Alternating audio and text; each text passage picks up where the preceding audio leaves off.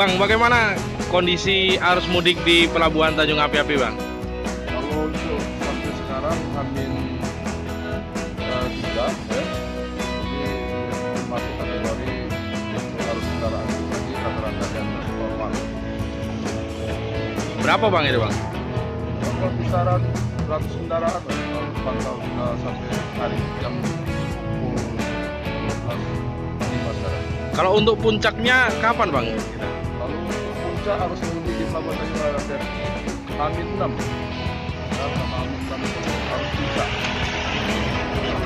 Kemungkinan besar, Bang, kita di arus balik bagaimana, Bang? Apa bakal padat? Kalau untuk arus balik kita sendiri sudah siapkan kapal tambahan ya dari kapal KMP DIS dari untuk arus mudik arus balik mudah-mudahan aman.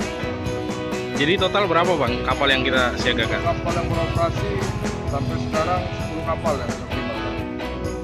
Dan ketika ada penumpang kita terus-menerus beroperasi begitu, Bang? Ya terus tergantung kondisi lapangan. Jadi kalau untuk musim lebaran ini untuk weekend kita kasih waktu berberangkatan 90 menit.